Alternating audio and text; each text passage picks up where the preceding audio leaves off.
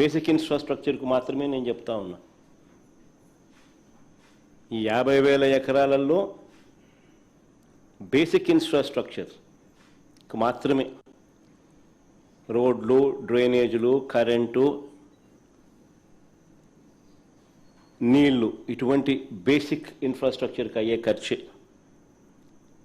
ఎకరాకు 2 కోట్ల చొప్పున 1,00,000 కోట్ల రూపాయలకు దిక్కులేదనుకుంటే, రెండో దశలో మరో 50,000 ఎకరాలు తీసుకుంటానని చెప్తా ఉన్నాడు.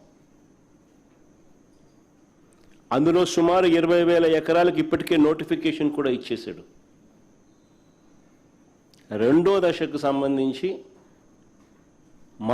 రెండో దశలో 50,000 ఎకరాలకు గాను 20,000 ఎకరాలకు ఇప్పటికే నోటిఫికేషన్ కూడా ఇచ్చేశాడు. ఈ లెక్కన రాజధానిలో 1,00,000 ఎకరాలలో, వెరీ ఇంపార్టెంట్ పాయింట్, ఈ లెక్కన రాజధానిలో 1,00,000 ఎకరాల్లో తీసుకున్న 1,00,000 ఎకరాలలో కేవలం రోడ్లు వేయడానికి, కేవలం కరెంట్ ఇవ్వడానికి, కేవలం నీళ్ళు ఇవ్వడానికి,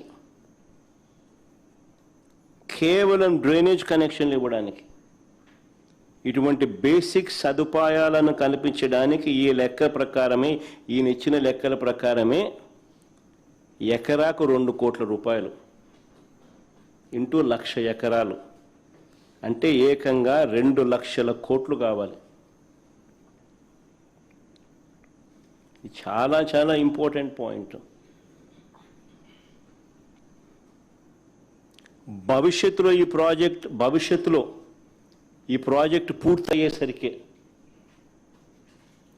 ఈ 2,00,000 కోట్లు ఇంకా ఎంత పెరుగుతుందో చెప్పలేం, ఎన్ని సంవత్సరాలు పడుతుందో చెప్పలేం, ఎన్ని దశాబ్దాలు పడుతుందో చెప్పలేం.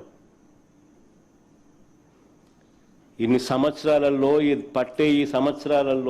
పట్టే ఈ దశాబ్దాల్లో ఈ 2,00,000 కోట్లు కాస్త ఇంకా ఏ స్థాయికి పోతుందో కూడా చెప్పలేం. 2 లక్షలు 4 లక్షలు అవుతుందో, 4 లక్షలు 10 లక్షలు అవుతుందో, సమయం దశాబ్దాలను బట్టి డిసైడ్ అవుతుంది. మరి నేను అడుగుతా ఉన్నా, మరి 12 ఏళ్ల క్రితం మరి చంద్రబాబు నాయుడు అడుగుతాను, ఈ ఎకరాకు 2 కోట్లు అని చెప్పి ఏదైతే చంద్రబాబు నాయుడు చెప్తా ఉన్నాడో, ఈ బేసిక్ ఇన్ఫ్రాస్ట్రక్చర్ ప్రొవైడ్ చేయడానికి కోసం అయ్యే ఖర్చు, ఇది కూడా 12 ఏళ్ల క్రితం 2014లో ఈయన ఇచ్చిన లెక్కలు.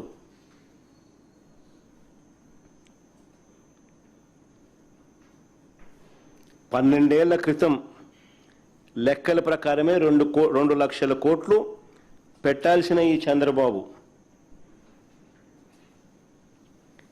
విడిపోయిన రాష్ట్రానికి 7 ఏళ్లు ముఖ్యమంత్రిగా ఉన్న ఈ చంద్రబాబు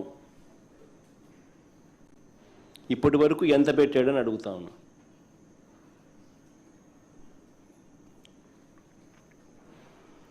రెండు 2014 నుంచి 19 మధ్యలో తొలి 5 ఏళ్లలో ఈయన పెట్టింది కేవలం 5,335 కోట్లు.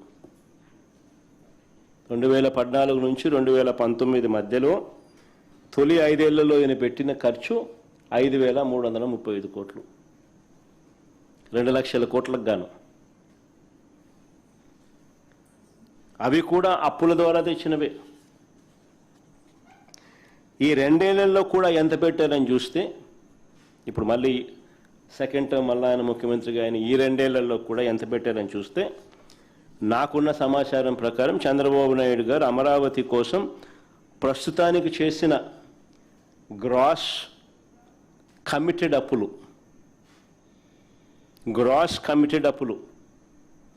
47,000 కోట్లలో ఇప్పటికే డ్రా చేసింది 13,000 కోట్లు.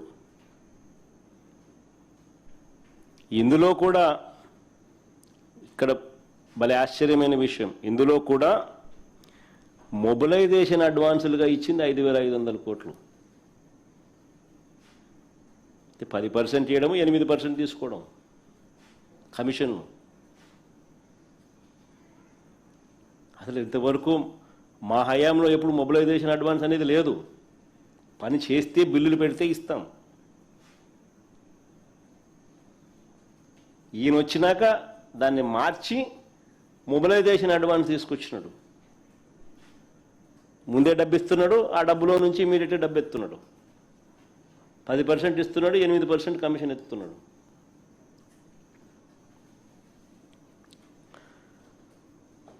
కేవలం 2,500 కోట్లు మాత్రమే బిల్లుల కింద ఇచ్చాడు ఈ రెండేళ్లలో. కేవలం 2,500 కోట్లు మాత్రమే బిల్లుల కింద ఇచ్చారు. ఇంకా ఆశ్చర్యం ఏమిటో తెలుసా, 960 కోట్లు డైవర్ట్ కూడా చేసినారు. 960 కోట్లు డైవర్ట్ కూడా చేసినారు. అంటే ఈయన 7 ఏళ్ల పీరియడ్లో 7 ఏళ్ల కాలంలో ఈయన ఖర్చు చేసింది ఇప్పుడు 2,500 కోట్లు, అప్పుడు 5,335 కోట్లు, అంటే దాదాపుగా 8,000 కోట్లు.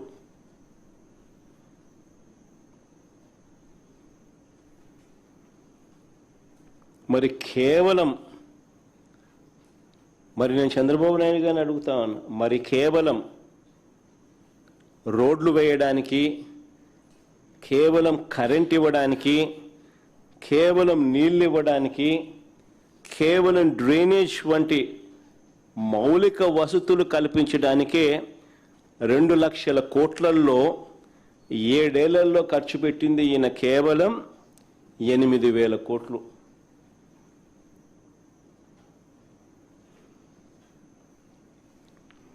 మరి 7 ఏళ్లలో 8,000 కోట్లు పెడితే ఇక 2 లక్షల కోట్లు పెట్టడానికి ఎన్ని సంవత్సరాలు పడుతుంది, ఎన్ని దశాబ్దాలు పడుతుంది?